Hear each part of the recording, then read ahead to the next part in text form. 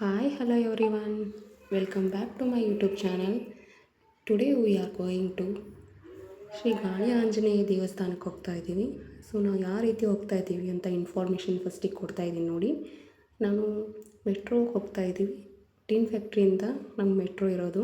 So Deepanjali metro ಅಂತ. So ಮೆಟ್ರೋಗೆ ಹೋಗ್ಬೇಕನ್ನೋರು Deepanjali Nagar ಮೆಟ್ರೋಕ್ಕೆ ಹೋಗ್ಬೋದು. ಇಲ್ಲ BMTCಗೆ ಹೋಗ್ತೀನಿ ಅಂದರೆ ಮೆಜೆಸ್ಟಿಕ್ನಿಂದ BMTC ಆರಾಮಾಗಿ ಹೋಗ್ಬೋದು. ಇಲ್ಲೇನು ಬೆಸ್ಟ್ ಅಂದರೆ ಬೈಕ್ ಅಥವಾ ಕಾರ್ ಒಯ್ಯೋರಿಗೆ ಅಲ್ಲಿ ಪಾರ್ಕಿಂಗ್ ಪ್ರಾಬ್ಲಮ್ ಇರುತ್ತೆ. ಸೊ ಅದಕ್ಕೋಸ್ಕರ ಮೆಟ್ರೋ ಆರ್ BMTC ಬಸ್ ತುಂಬ ಒಳ್ಳೆಯದು ಅಂತ ಹೇಳ್ತೀನಿ. ಅದಕ್ಕೆ ನಾವು ಹಿಂದಿನ ದಿನವೇ ಪ್ಲ್ಯಾನ್ ಮಾಡಿಕೊಂಡು ಫ್ರೈಡೇನೇ ಪ್ಲ್ಯಾನ್ ಮಾಡಿ ಸ್ಯಾಟರ್ಡೇ ನಾವು ಮೆಟ್ರೋಗೆ ಹೋಗ್ತಾ ಇದ್ದೀವಿ. ಸೊ ಬೆಳಗಿನ ಜಾವನೇ ಹೋಗ್ತಾ ಇರೋದು.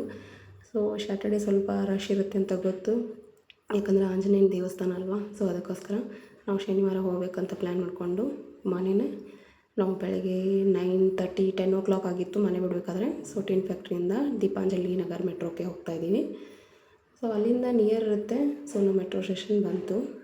ದೀಪಾಂಜಲಿ ನಗರ್ ಮೆಟ್ರೋ ಸ್ಟೇಷನ್ ಇಳ್ಕೊಂಡು ನಾವು ಸ್ವಲ್ಪ ವಾಕೇಬಲ್ ಡಿಸ್ಟೆನ್ಸ್ ಇದೆ. ಸೊ ವಾಕ್ ಮಾಡ್ಕೊಂಡು ಹೋಗ್ಬೇಕಾಗತ್ತೆ.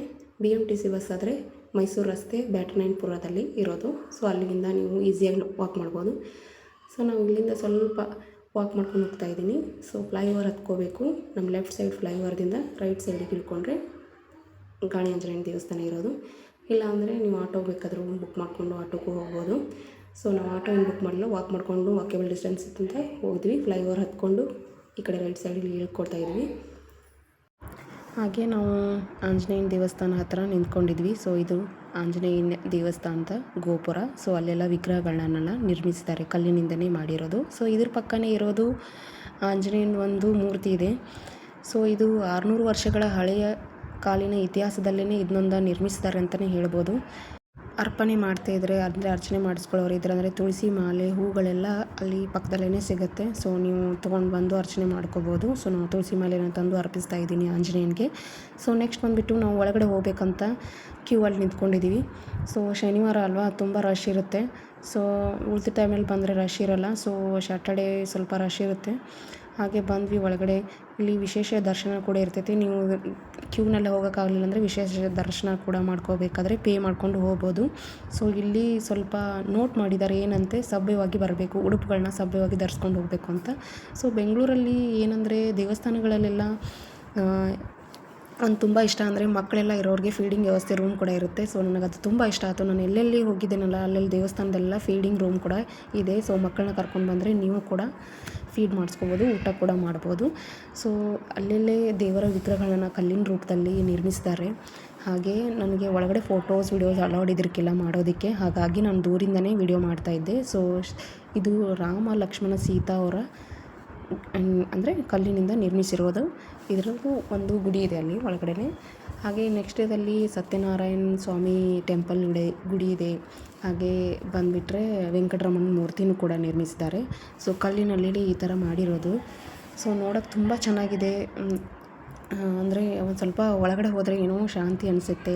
ಅದರ ಎದುರುಗಡೆನೇ ಇರೋದು ನಮ್ಮ ಗಾಳಿ ಆಂಜನೇಯನ ದೇವಸ್ಥಾನ. ಅಂದರೆ ಅದರ ಮುಂದ್ಗಡೆನೇ ಸ್ವಾಮಿ ದೇವಸ್ಥಾನ ಇರೋದು. ಸೊ ವಿಡಿಯೋ ಫೋಟೋಸ್ ಎಲ್ಲ ಹೊಡೆಯೋದಕ್ಕಿಲ್ಲ. ಸೊ ಹಾಗಾಗಿ ನಾನು ಮಾಡಿರಲಿಲ್ಲ. ಇದು ಕ್ರಿಸ್ತಶಕ 1425 ಸುಮಾರಿಗೆ ಮಹಾನ್ ಸಂತರು ವ್ಯಾಸರಾಯರ ಈ ಮೂರ್ತಿಯನ್ನು ಪ್ರತಿಷ್ಠಾಪನೆ ಮಾಡಿದ್ದಾರೆ. ಗಾಳಿ ಆಂಜನೇಯ ಅಂತ ಎದಕ್ಕೆ ಕರೀತಾರಂದ್ರೆ ಇದಕ್ಕೆ 2 ಕಾರಣ ಐತಿ. ಒಂದು ವಾಯುಪುತ್ರ ಅಥವಾ ಗಾಳಿಪುತ್ರ ಅಂತಾರೆ. ಇನ್ನೊಂದು ಗಾಳಿ ಶಕ್ತಿ, ಕೆಟ್ಟ ಶಕ್ತಿ, ದುಷ್ಟಶಕ್ತಿ, ಆರೋಗ್ಯದ ಮೇಲೆ ಯಾವುದೇ ಪರಿಣಾಮಗಳು ಬೀರಬಾರ್ದು ಅಂತೇಳಿ ಇದಕ್ಕೆ ಗಾಳಿ ಆಂಜನೇಯ ಅಂತ ಕರೀತಾರೆ. ಹಾಗೆ ನೆಕ್ಸ್ಟ್ ಇಲ್ಲಿ ಬಂದ್ರೆ ಹೊರಗಡೆ ಬಂದ್ವಿ ದರ್ಶನ ಮಾಡಿಕೊಂಡು. ಇಲ್ಲಿ ಪ್ರಸಾದ ಕೂಡ ವ್ಯವಸ್ಥೆ ಇತ್ತು. ಸೊ ಪ್ರಸಾದನ ಸ್ವೀಕರಿಸಿದ್ವಿ. ಸೊ ಪ್ರಸಾದ ಮಾಡಬೇಕು ಅಂತೇಳಿ ನಾವು ಶನಿವಾರದಂದಿತ್ತಲ್ಲ, ಸೊ ಪ್ರಸಾದ ಇತ್ತು. ಸೊ ಸ್ವೀಕರಿಸಿ ನೆಕ್ಸ್ಟು ಇಲ್ಲಿ ಏನಂದರೆ ಯಂತ್ರ ಕೊಡ್ತಾರೆ ಇಲ್ಲಿ. ಅಂದರೆ ಪರ್ 20 rupees ಒಂದು ಯಂತ್ರಕ್ಕೆ 20 rupees. ಯಾವ ಯಂತ್ರ ಕಟ್ಕೊಂಡ್ರೆ ಯಾವುದೇ ದುಷ್ಟಶಕ್ತಿಗಳು ಬರಲ್ಲ, ಕೆಟ್ಟ ಭಯ ಅಥವಾ ಹೆದರಿಕೆ ಆಗಲ್ಲ. ಮಕ್ಕಳು ಅಳ್ತಾ ಇದ್ದರೆ ಸೊ ಅದು ಕೂಡ ಸಮಾಧಾನ ಮಾಡ್ಕೋಬೋದು. ಸೊ ಈ ಯಂತ್ರ ನಾವು ತೊಗೊಂಡು ಹೋದ್ವಿ. ನಮ್ಮ ಮನೆಗೆ 4-5 ಜನ ಇದ್ದರು. ಸೊ ಹಂಗಾಗಿ ಅವ್ರಿಗೂ ಬೇಕಂತ ತೊಗೊಂಡು ಹೋದ್ವಿ.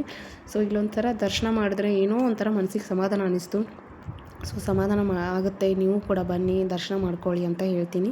ಹಾಗೆ ಆಂಜನೇಯನ ಬಗ್ಗೆ ಹೇಳಬೇಕಂದ್ರೆ ಇದರ ಮೂರ್ತಿನ ಗಮನಿಸಿದರೆ ಪಶ್ಚಿಮಾಮುಖವಾಗಿ ನೆಲೆಸಿರುವಂಥದ್ದು ಗಾಳಿ ಆಂಜನೇಯ. ಕೆಲವೊಂದು ದೇವಸ್ಥಾನಗಳಲ್ಲಿ ನೀವು ಹೋದರೆ ದೇವತೆಗಳೆಲ್ಲ ಮುಖ ಮಾಡಿದರೆ ಇದು ಗಾಳಿ ಆಂಜನೇಯಂದು ಪಶ್ಚಿಮಾಮುಖವಾಗಿ ನೆಲೆಸಿರೋದು. ಸೊ ಗಮನ ಇಟ್ಟು ನೋಡ್ಕೊಳ್ಳಿ, ಶಾಂತವಾಗಿರುವಂಥದ್ದು. ಸೊ ಅದಕ್ಕೆ ನಮಗೂ ಕೂಡ ಇಲ್ಲಿ ಬಂದು ನೋಡಿದ ಮೇಲೆ ಮನಸ್ಸಿಗೆ ಶಾಂತಿ ಅನ್ನಿಸ್ತು. ಸೊ ನಮ್ಮ ಮಗನ ಕರ್ಕೊಂಡು ಬಂದಿದ್ವಿ. ಸೊ ಅವನಿಗೂ ಕೂಡ ಅಲ್ಲಿಂದ ಬಂದ ಮೇಲೆ ಪಾಸಿಟಿವ್ ಎನರ್ಜಿ ಬಂದಿದೆ. ಸೊ ನೆಕ್ಸ್ಟ್ ಬಂದುಬಿಟ್ಟು ನಾವು ಹೊರಗಡೆ ಬಂದ್ವಿ, ನವಗ್ರಹಗಳನ್ನೆಲ್ಲ ಸುತ್ತಾಕೊಂಡ್ವಿ. ಸೊ ಅಲ್ಲಿ ಕೂಡ ದೇವತೆಗಳಿದ್ದು ನಮಸ್ಕಾರ ಮಾಡಿಕೊಂಡು ಎಳ್ಳು ಬತ್ತಿಯನ್ನು ಹಚ್ಚಿದ್ವಿ. ಹೊರಗಡೆ ಎಳ್ಳು ಬತ್ತಿ ಹಚ್ಕೊಂಡು ಲಾಸ್ಟಿಗೆ ನಮಸ್ಕಾರ ಮಾಡಿಕೊಂಡು ಅವನಿಗೂ ತಾಯ್ತ ಕಟ್ಕೊಂಡು ನಾವು ಕಟ್ಕೊಂಡು ಹೊರಗಡೆ ಹೋಗ್ಬೇಕಂತ ವಾಪಸ್ ಬಂದ್ವಿ. ಸೊ ಯಾರಿಗೆಲ್ಲ ಆಂಜನೇಯನ ದೇವಸ್ಥಾನ ನೋಡ್ಬೇಕನ್ಸುತ್ತೋ ಸೊ ಬನ್ನಿ, ಆಗಿದ್ದರೆ ಒಂದು ಸಲ ದರ್ಶನ ಮಾಡಿ. ಆ ಆಂಜನೇಯ ನಿಮ್ಗೆ ಒಳ್ಳೇದು ಮಾಡಲಿ, ಆಶೀರ್ವಾದ ಕೊಡಲಿ, ಹಾಗೆ ಆರೋಗ್ಯ ಕೂಡ ಕಾಪಾಡಲಿ ಅಂತ ಶ್ರೀ ಗಾಳಿ ಆಂಜನೇಯನ ಹತ್ರ ಜೈ ಶ್ರೀರಾಮ್ ಅಂತ ಕೇಳ್ತಾ ನಾವು ಮನೆ ಹತ್ರ ಹೋಗ್ತಾಯಿದ್ದೀವಿ. ಸೊ ಅದೇ ಮೆಟ್ರೋನ ನಾವು ಹತ್ಕೊಂಡು ಮನೆಗೆ ಹೋಗ್ತಾಯಿದ್ದೀವಿ. ಸೊ ಇದೇ ಥರ ವೀಡಿಯೋಗಳು ಇಷ್ಟ ಆದರೆ ಲೈಕ್ ಮಾಡಿ, ಶೇರ್ ಮಾಡಿ, ಕಮೆಂಟ್ ಮಾಡಿ. ಬಾಯ್.